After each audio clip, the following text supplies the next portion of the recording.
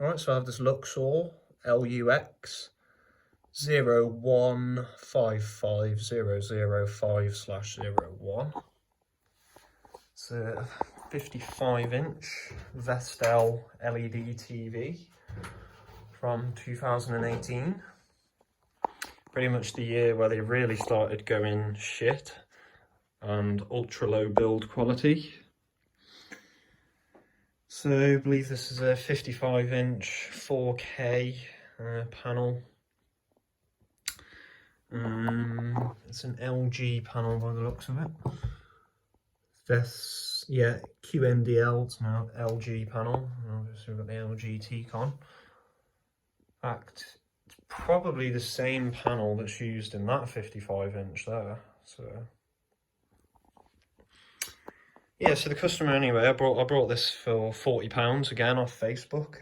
The customer said that he was watching the TV and then the screen started flickering and it blew up. So I was like, oh, okay. So I've literally just now took the back off. Quick visual inspection on the power supply, because normally when something goes bang, it's probably related to the high voltage power supply. And as you can see, we've got some issues going on. Just with a visual inspection, we can see this cap is bulged up and failed. So it's a 17IPS72, this power supply. And the main board is a 17MB130P. Pretty reliable boards actually. I haven't really seen these with many issues yet, so. But I'm not doubting anything. Could be issues. So yeah, it looks like the power supply's failed. Obviously you can tell it's been getting hot anyway in this area, so this cap has failed.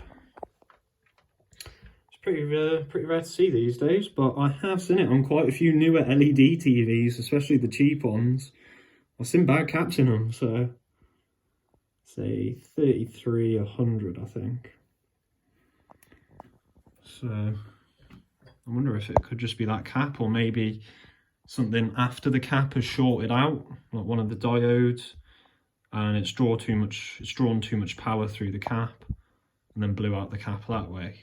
Or the MOSFET could be shorted, because that is on the LED circuit. So all we're going to do is take out this IPS72 and give it a quick check. Alright, so I've desoldered these caps and we're going to do a live ESR check and just see if the pair of them are faulty. This one though, bloody hell, that's been getting hot, that has. I'm wondering if Vestel are maybe pushing them caps close to their rated voltage, or what's going on with that. Maybe the cap just become resistive because it's an elite capacitor, not the best, and maybe that's why it drawn a load of power through itself and got really hot, but I don't know. So we'll start with the obviously failed one, bulged up. Probably gonna be very far off from what we should. And it doesn't even register as anything. Just open.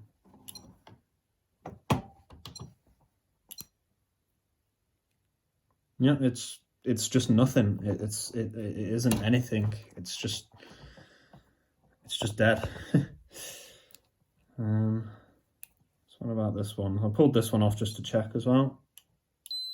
There we go. That's actually pretty good. Although, what's the microfarads? We've got 81 microfarads on that. Oh, it's rated at 92 microfarads. That's why. Oops. So I've only got a 33 microfarad here as a replacement at the minute. I'll go and have another look and see if I've got anything closer that I can just botch onto the board temporarily just to see if it'll work. I think I've got some 100 microfarads. So I'm going to get one of those and we'll try it on the board and see if it fixes it. So just as a temporary bodge, I've put this 100 microfarad 400 Nichicon on there. To be fair, I'm probably not going to be using these two caps for a while because I'm not really taking on any more Zeppelins at the minute.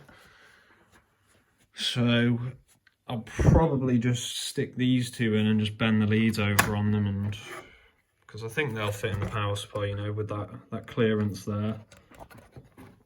I think bent over these caps will. I mean, it is just below that or just over it, so I don't know. I'm gonna have to measure that up if they'll fit. If not, I'm gonna have to order them, which is great. So let's give it a test. Just literally botched this onto the board as it is. Obviously be careful. I didn't want to snip the leads on it because it is a brand new cap. So if you're new to messing with power supplies, just be careful because you can blow yourself up pretty bad. And obviously electrocute yourself, which is not fun. So I'm going to give it a test. There's nothing shorted. I've checked all these diodes and the MOSFETs and everything else, so I think it might just be the case that cap was bad, and yeah, we'll give it a try, see what else happens. It's going to be the explosion test. Are we going to blow up?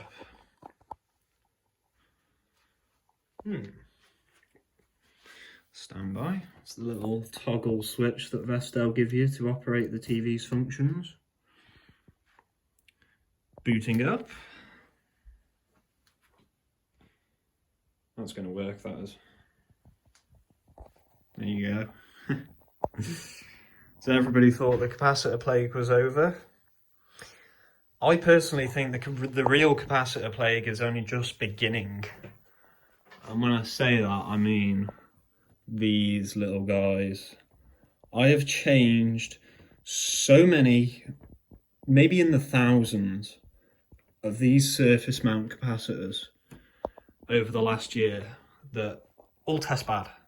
Almost always all of them test bad on most audio hi-fi equipment that I work on. I reckon these are going to start going bad in several other devices and causing havoc. That's up and running. So, what I think I might do is, will that fit on its side? I'm going to have to do some measuring and just double check that I can get these two caps in here on the sides. So I really don't want to have to order these guys in, you know, I just want to get this thing opened up, fixed, get it out of the way straight away, because I just can't be bothered with it. So we'll see if I can get those in. They're going to cause an issue when the lid of the TV's put back on and put pressure on the board. I'm going to have to order the proper caps for it because you can't do stuff like that. And the soldering, the actual PCB that Vestel have used on these is really, really bad quality. So if there's pressure being put on those caps, it's going to snap them off the solder joints. So got to make sure that that's all safe and proper before I seal it up. But so what I'm going to do is attempt to put these two Nichicons, because I want to replace both of those two there just to be safe, you know.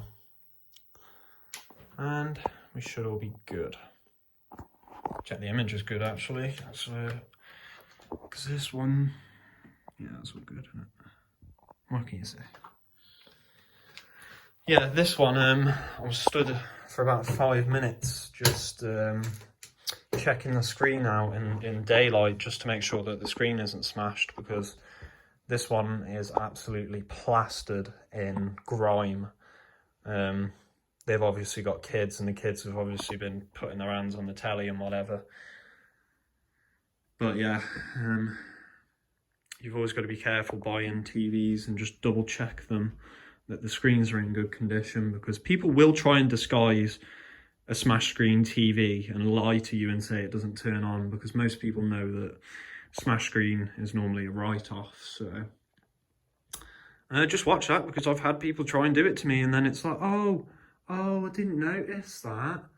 And then you take it apart afterwards and you find that the power supply's got like the cable cut, or a load of components deliberately stabbed off it or something. So And plus, I don't know how people let their TVs get like that. I'll show you this afterwards, after I put the back on. I'll just show you the state of it, because I just don't know how you can do that. It makes the TV unwatchable, and it just looks disgusting, you know. It's like, I know it's a cheap TV and that, and you might not care about it, but care a little bit, you know. One of them. Anyway, so I'm going to try and botch these on, see what happens. Just to make people double check as well, if you're messing with a power supply that you've just plugged in, just make sure your main caps are discharged. These two have about 80 volts sat on them right now. And even these two, because they're higher voltage, they had around 8 volts sat on them. So find something that you can use to discharge them before working on it, just to be safe. You don't want any shocks. Right, so it's all fully fixed. Put the back casing on just to confirm that these caps aren't going to get pushed downwards, and they're not. So that's all good. Got these in solid. I used the legs of the caps to reinforce the traces because of how weak they are, just to help make this thing extra secure. And I've added some hot glue to it as well, just to stop them moving around. So, oh yeah, and because it's a Vestel, I always give it a quick power up test before I put it back together, just to be sure nothing stupid's going to happen.